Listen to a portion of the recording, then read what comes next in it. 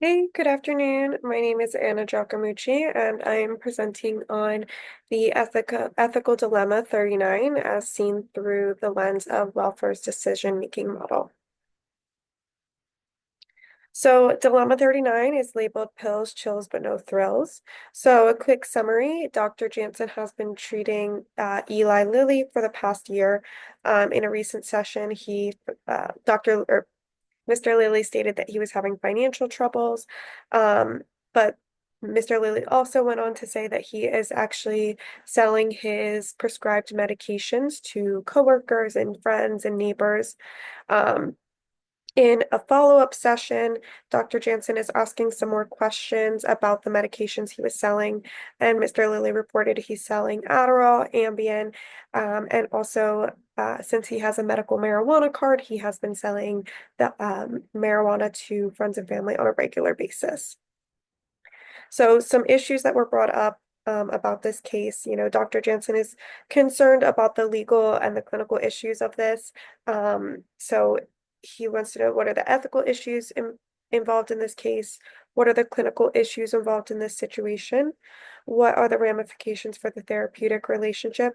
And what course of action would you suggest to Dr. Jansen?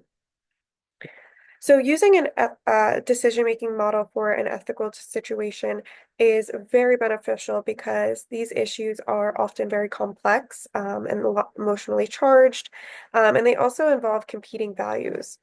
So these models can provide structure and clarity and accountability in the decision-making process.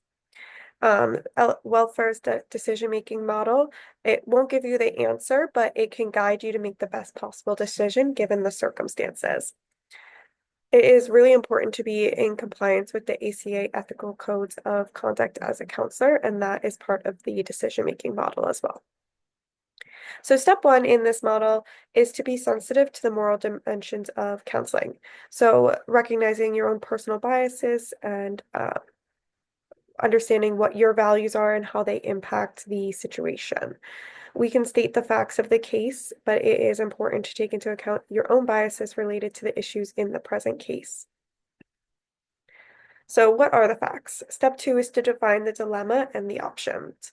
So the situation is that Mr. Lilly has been selling Adderall and Ambien, both of which he is prescribed by his physician, and he is also selling medical marijuana, which is legally obtained under state law, but sells it illegally to his friends and family. The client is Mr. Lilly, and the stakeholders are Dr. Jansen, Mr. Lilly, Mr. Lilly's physician, who is unaware of Mr. Lilly's medical marijuana use and most likely unaware of the fact that he is selling the prescribed drugs. Some cultural considerations would be the legal issues brought up by this case if Mr. Lilly were to be charged or found out by authorities, and also the financial issues that he described in the beginning of the session. So step three and four. Step three is looking at ethical issues and the options, and step four is referring to the professional standards and examining any relevant laws and regulations. So the ethical issues are that the client is illegally distributing those controlled substances, which could endanger himself or others. Um, does Dr. Jansen have a duty to report this? Is that worth breaking the confidentiality between him and the client? It does risk enabling a harmful behavior if Dr. Jansen does nothing. And then just going over, what are the legal or ethical obligations in this case? Some relevant ACA laws and regulations are A1A, the primary responsibility, and that's the primary responsibility of counselors to respect the dignity and promote the welfare of clients. So in this situation, Dr. Jansen has to act in Mr. Lilly's best interests, but also considering how his actions could be harming others. The duty to promote welfare includes addressing any risky or harmful behaviors, even if they're not necessarily life-threatening in that moment. It's also important to bring up A2A, which is informed consent. And Dr. Jansen should review the limits of should review the limits of confidentiality and the importance of it within the therapeutic relationship with Mr. Lilly before proceeding to make any decisions regarding this situation. The next one is B1C, and that's respect for confidentiality, which also leads into B2A, and that's the serious and foreseeable harm and legal requirements. So should protect the confidential information of prospective and current clients. So this is a really important part of therapy, and Dr. Jansen cannot disclose Mr. Lilly's activities unless there's legal requirement or if there's a serious and foreseeable risk of harm to the client or to others. Um, excuse me.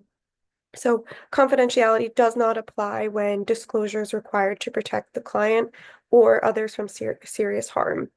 Um, so the last one that I put an asterisk next to it. So B2D is court-ordered disclosure. If this comes into play, if Mr. Lilly is caught by authorities before, Dr. Jansen reports, or technically after, if he were to report the situation, and the court is requiring information, a release of information in a court-ordered situation, Dr. Jansen should try to get consent from Mr. Lilly, and also just limit the amount of information and only disclose what's actually related to this case. Step 5 is to search out ethical scholarship. So what does the literature provide regarding how other counselors have dealt with this type of issue? So this is a really important step, researching on situations similar to, what you're going through as a counselor. In Dr. Jansen's case, this could be really beneficial because he could find guidance through other situations that counselors have gone through, and potentially look for, how he should handle this situation. One thing I found was that therapists typically aren't required to report past crimes disclosed by clients unless there's a risk of ongoing harm or the situation falls under mandatory reporting laws. So, that's just something else to think about. It's a crime, but counselors aren't necessarily required to report that unless there is harm to others or himself. So step 6 would be consulting with supervisors and colleagues. You can do this step at any point, and it is really important if you are struggling and still can't find guidance through ethical research. So, what are the options? Who can you talk to? Checking in with your supervisor is a really great option. They might have some guidance for you, and they can talk over, the different ACA rules that you can kind of refer back to. And then laws do vary by state, so understanding legal consent, sorry, he should seek legal consultation to determine whether he must report that behavior under the specific state or federal law that he is in.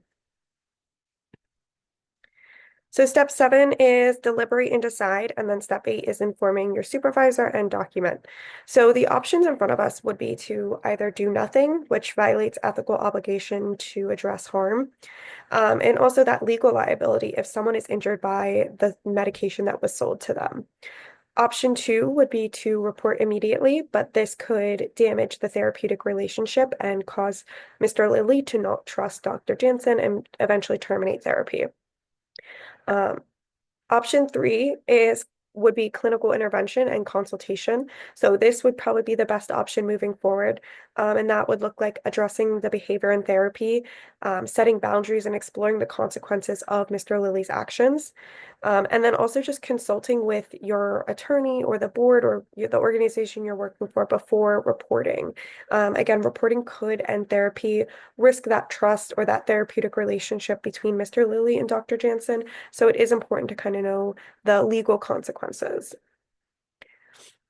And then documenting all your findings in your consultations. This is really important, just in general, but also in case you or the therapist is called to court.